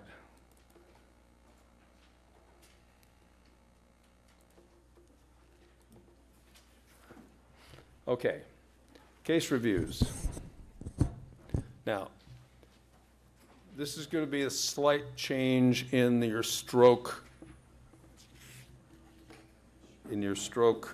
protocol.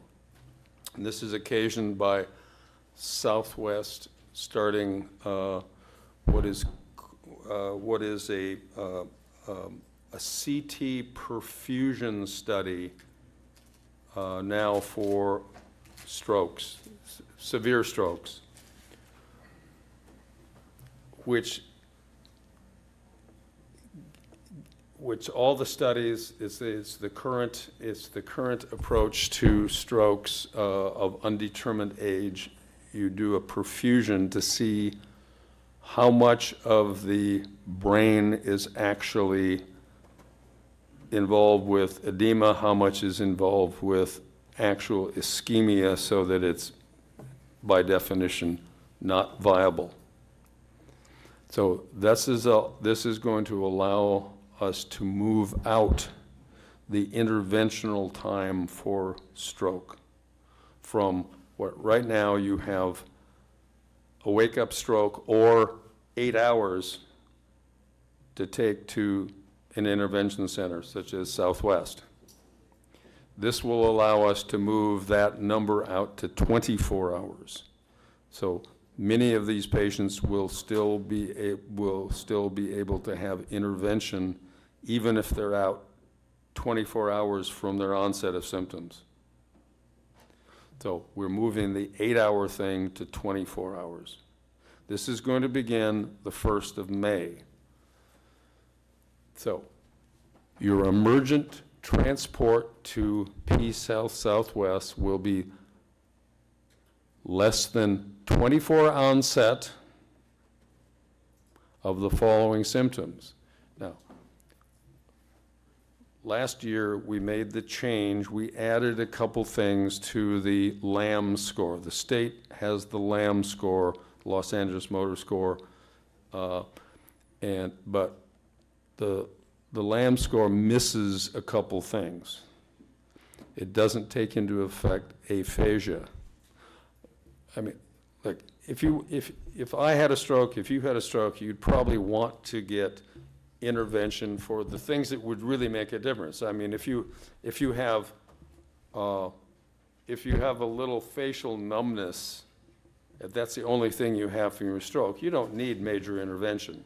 And you probably wouldn't want it because there's some risk with major intervention. But if you can't speak because you have aphasia, or if you can't remember how to speak because you have aphasia, or if you make only nonsense words because of your aphasia, you probably want that fixed if you could. I know, yeah, I think I would. So the following, we have you now go through the BFAST, which includes balance and the presence or absence of any loss of vision in one eye or the other or one visual field, that will buy you a trip to a major stroke intervention center. So aphasia, facial droop with unilateral weakness or paresthesia, inability to understand others or verbalize, loss of vision in one eye or visual field, sudden onset of vertigo, because that could be a posterior stroke, and a Lamb score. A Lamb score and or the Lamb score. Oh, so we only want severe strokes because those are the ones you get intervention. But now we can move that out to 24 hours. How many people does that? Well, we looked at that yesterday at the numbers, and that probably accounts for maybe 5 to 10% of all the strokes you see will fall. You know, most people, when they have those symptoms, are going to call you. We've already told you if they wake up with severe stroke symptoms, take them to the interventional center. So we're not going to catch that many more, but a few more, and even one or two makes a lot of difference. Okay, first case. Accidental poisoning of a 2-year-old. Mother had some clonidine from a friend. Now, why in the world anybody has clonidine from a friend is beyond me. A friend, you know. Well, you're going to find out in a minute why. It was in her makeup bag. There were at least 12 pills in the bag. At least she got a dozen. She found her son, 2-year-old, with the bag in his mouth, and he'd been chewing on the corner. All of the pills had dissolved, and so the kid had at least 12. Patient could not hold his head up, appeared to be semi-responsive and lethargic. Called poison control. Was anybody on this call? Here? Okay. Called poison control and advised the amount he took is a toxic level. Yeah, 1 clonidine is toxic for a 2-year-old. Now, what else did they tell you? When I called poison control? Yeah. To prepare to intubate him. Okay. Did they tell you to give him any Narcan? What a bunch of dopes. We did think about doing the Narcan, and I had the dose ready. Yeah. But he had really like fatty arms, and we couldn't Yeah. get an IV on him, so Well, but you know, you have nasal, we did think about that. and he has IM. But poison control should have told you, should have asked you, do you have Narcan? Because the antidote for clonidine is Narcan. That would have been helpful. I mean, you know, that's why, I mean, I was hard to believe. I mean, I will be chatting with poison control about, hey, you know, this wasn't all the right information. Yes, and you should be prepared to intubate him. But the Narcan would have probably turned it around. At any rate, he got a load and go, transfer to code 3. They attempted the IV, unsuccessful, but, like I say, IM or IN was certainly possible there. Screaming and crying, but when not agitated, would become lethargic again. He was pretty well stoned. So he was seen, remained lethargic, constant stimulation, given 3 doses of Narcan, start on a Narcan drip, 20 cc bolus of normal saline, transported to Randall to the PICU for supportive care. He was stable on a Narcan drip, but he had the Narcan drip almost all day long. It is not truly a narcotic, but it's a congener, and so it actually goes for the same receptor sites. We've used clonidine often to, it's an antihypertensive drug, but it's used to, it works in narcotic withdrawals syndromes, especially if they're hypertensive, because it brings down, you know, but you're basically substituting a narcotic congener fits in the same place, but it doesn't cause the severe, it doesn't cause happiness. It just cause, I don't know why someone's taking clonidine for fun. You got any idea? Did we have any idea why the 12 were there? Why she had borrowed it? She got them from her friends. She got him from her sister, whose son had died like 2 weeks before, so they were all frazzled. The son that had died was the same age as this little boy. So the two sisters had like split the prescription of it essentially. For what? For what reason? I assumed like depression or some type of emotional imbalance from the death of the other child. It's just used for hypertension. I mean, it doesn't cause a good happiness at all. Huh? Hey, you can't fix stupid. No, you can't fix stupid. It's the way it works. Well, this is a very fascinating, because I mean, you had the right inclination to think about the Narcan. Well, we didn't know if it was clonidine or clonidine. She didn't have the pill bottle. Yeah. Until we got to the hospital and they sent a picture. We weren't sure how many milligrams it was. Yeah, So that's okay. two big differences in those drugs, so we weren't really. Well, yeah, but you know, what's the downside of here's the thing. What's the downside of Narcan? Yeah, there's no downside of Narcan. And if you're right, it's wonderful. If you're wrong, it doesn't make any difference usually. So, you know, I'm just disappointed that poison control Kind of shocked. didn't suggest that you do that. Which poison control did you call? Do you remember? Whatever the one is on the back of our sheets. Is it Oregon? Yeah, well, we'll let them know that. So, here's clonidine. It's an antihypertensive, treats withdrawal symptoms. Some people have used it for ADHD. I have my own biases about the whole thing about ADHD, they use it for certain types of pain. I mean, maybe it's the pain of, having children. But it's hypertensive, causes somnolence, and you treat it with fluid and Narcan. Okay, number 2. Upon arrival, patient's friend states the patient was standing talking when he vomited and then fell. He says he took Coumadin. When asked questions, patient would either not answer or just state he wanted to be left alone. Deny any chest pain, would not answer any other questions. However, was happy to be transported, transport to PH Southwest. He was an 81-year-old male lying on the floor initially. Alert, not responsive, normal respiration, pale, cool, diaphoretic. IV is attempted, patient placed on defib patches, IV placed, fluids given, placed on oxygen, became unresponsive. Got synchronized cardioversion. Patient became alert, vitals were obtained, monitored during transport. Was given Zofran for vomiting, second IV placed, remained alert and stable during transport. So here's his thing. He's cardioverted for VTAC, 100 joules, went to sinus TAC with a pulse. Blood pressure is 140 over 102, pulse 120. 12 lead showed atrial TAC, left bundle branch block. There's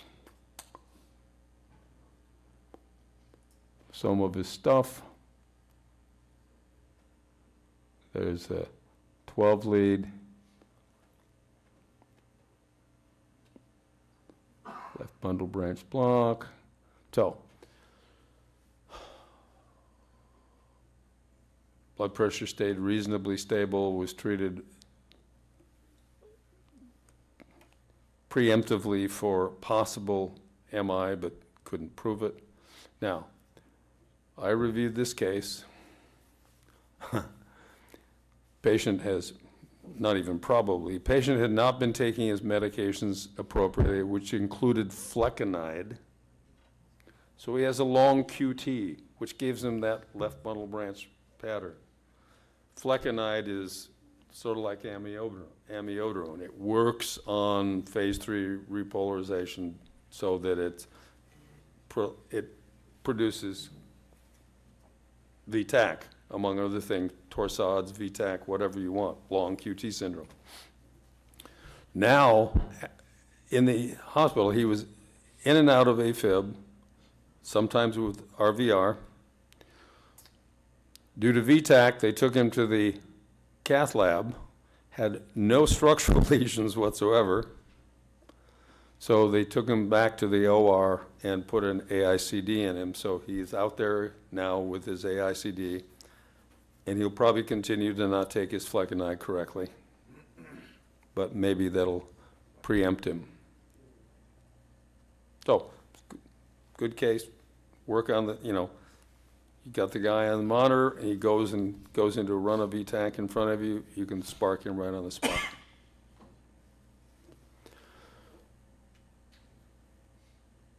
Case 3, facility staff said they were changing the patient, 51-year-old, when she suddenly stated she couldn't breathe and became unresponsive.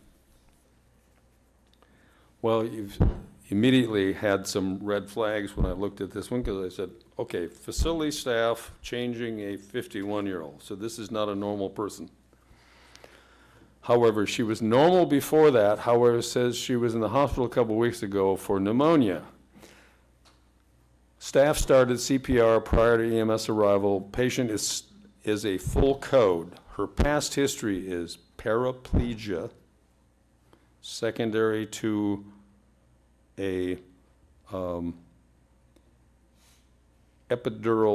spinal epidural infection, abscess. IDDM, she has a trach in, and she's markedly obese. Matter of fact, I think her BMI was 52.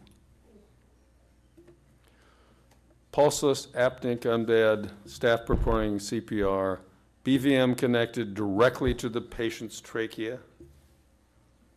Didn't have to worry about intubation. Full ACLS, pulse returned after 2 rounds of CPR, 2 shocks, and 1 epi. Moved to the gurney, placed in the ambulance, 12 lead, negative for STEMI. On arrival at the hospital, she lost pulses just as they were transferring in. So they started CPR again in the hospital. She'd already had a dose of epinephrine. Her CO2 was 98. And this is, remember, she's already trached.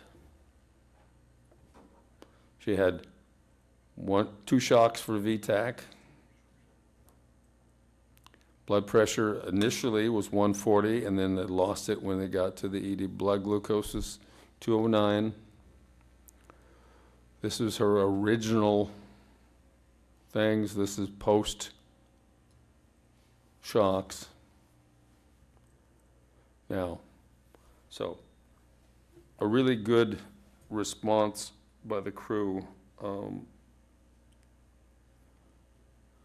Patient has a 6-year history of quadriplegia due to the epidural abscess.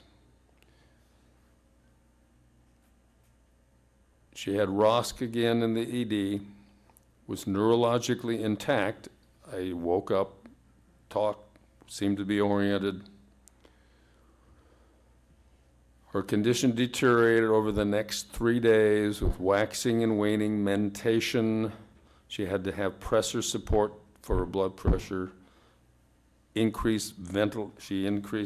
increase the rate and volume and pressure of the ventilator to keep her airway open.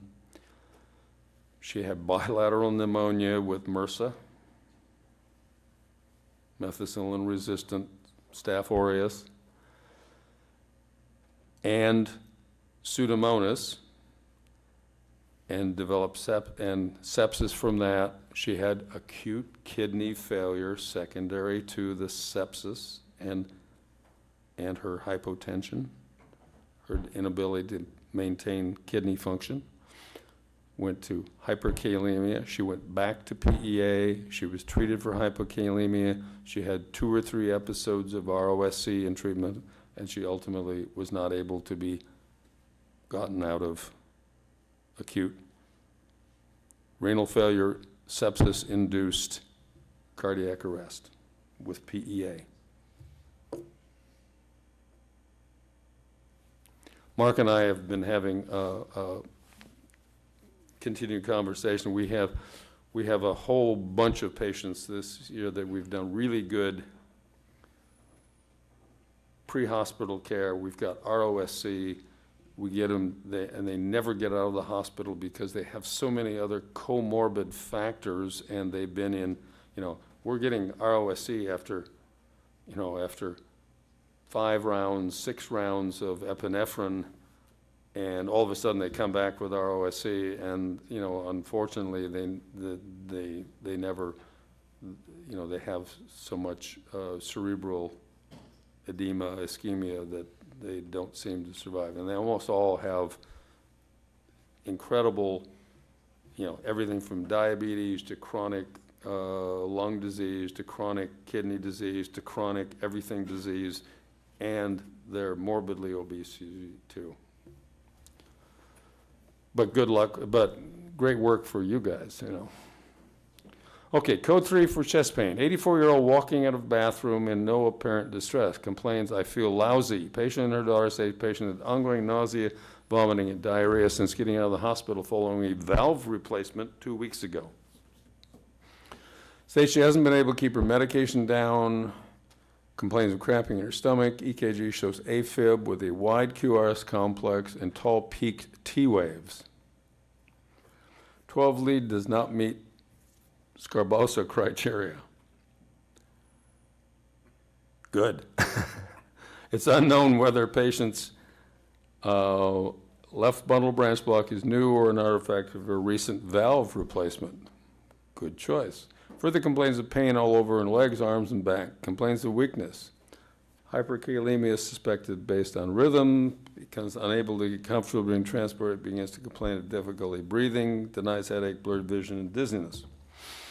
So, blood pressure was 120 palpable. Got some on Dancitron. EKG showed peak T waves, suspicious. This is just a 12 lead, a 3 lead, and then she got calcium, she got sodium bicarbonate, she got albuterol. There was her 12 lead. And of course she has left bundle branch block. And with left bundle branch block, she has really peaked T waves in a couple leads, not so much in the others. And with that left bundle branch block, and she's got some suspicion of almost being LVH. So I don't know that I personally would have been jumped on this and treated it for hyperkalemia. But I'm not going to fault it because it did turn out to be hyperkalemia. But the easy thing for me to do would have been to get a stat potassium. You can't do that, so I understand the difference. With her history, which is nausea, vomiting, and diarrhea for several days, I would have expected that she would have been hypokalemic rather than hyperkalemic, except for one interesting thing in her history, which is not really established well here.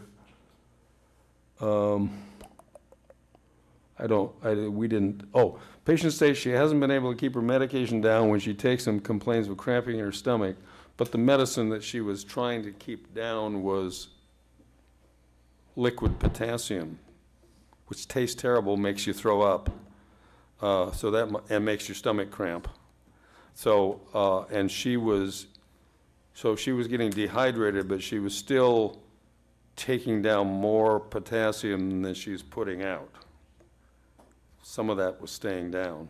So that is the trick. So bottom line is, I would have waited for labs, but you can't do it. But certainly no harm is done, and it turned out to be absolutely correct. She was hyperkalemic. By the time she got to the ED, her potassium was 7.7. And it's probably just due to dehydration and from vomiting, diarrhea, and then taking the supplemental potassium. So what they did was normalize her fluids, withheld her potassium for a few days. She didn't have to have dialysis. And they sent her out with, well, she decided actually, she and her daughter decided that she really wanted to be on hospice at that point because she didn't like any of this stuff. Which seems like a kind of a tragedy after having undergone a valve replacement just 2 weeks before, but that's the way it works. So hyperkalemia, we've already talked about treatment. So this is the classic. Now this one I would not have any argument with treating. I mean, look at that. This is one of our cases. Look at that. Look at the peak T waves in this baby. So case 5. Man, oh, this is a fascinating one. Now we're getting down. Patient sitting on his couch in a small camper with fire finishing up IV access. Patient is unconscious, responsive to deep sternal rub only per fire, per neighbor. Patient said he didn't feel well last night, but didn't mention that he had rectal bleeding. Neighbor states he walked in this morning and found patient minimally responsive with blood on thighs and legs and copious amounts of blood in toilet and bathroom floor. So I think our first hint is possibly we have a GI bleeding issue here. Patient's underwear soaked with blood and fecal material. Unable to obtain medication list, medical history due to all meds being in the bathroom, which is inaccessible due to blood. And desire of persons to go into that bathroom. Patient stated taken to stretcher via TARP. A stretcher would not fit in the trailer. Patient then began agonal respirations, was found to be in cardiac arrest. CPR initiated. Upon getting pulses back, patient was given Narcan for AMS protocol. Glucose is apparently normal. Shortly afterward, patient exhibited tonic-clonic seizure activity. Despite Versed administration, patient was apneic but still had a gag, and so was successfully RSI'd. So we have a GI bleeder who's gone into a cardiac arrest, who's had ROSC, isn't waking up, has a gag reflex, gets RSI'd, intubated, and transported. Multiple secondary IV attempts unsuccessful, remained with pulses and blood pressure for a remainder of transport, turned over with continually declining blood pressure. All okay. So oxygen, pulses electrical activity, blood pressure 82, well, it can't really be pulses electrical activity then if it's got blood pressure of 82 or 50. Got some epinephrine, sinus arrhythmia, on and on and on. So, ET tube, okay. This is a very remarkable case. This guy was a chronic alcoholic, remember, one of the major causes of GI bleeding. Had 2 bleeding duodenal ulcers, probably aggravated by him taking non-steroidal anti-inflammatories for his abdominal pain. He responded to, he got 5 units of blood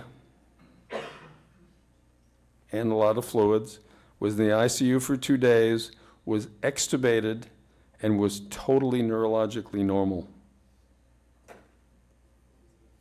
So his cardiac arrest was secondary to hypovolemia, hypovolemic shock. He had an echo, which was 100% normal after resuscitation. Discharged home on day 5. Now, my only issue on this guy was with a guy with a MAP of less than 65. He was grossly hypotensive. I probably would have used ketamine to intubate him rather than etomidate, but who can argue? Yeah, turn up his fluid, yeah. But the problem is you couldn't get that second IV in. This is, I mean, it's a remarkable case, and even more remarkable is that this guy, this person lives and lived well. I mean, he came home totally normal so he can continue to drink. Okay. So there is justice. All right. Next month, I believe, is cases. Next month isn't a lecture series. Is it? Details to follow. Okay, details to follow. All right. We'll make it up as we go. Any questions before you go? I know, I mean, about this sort of thing, general medical questions, not life philosophy, things like that. Okay. All right.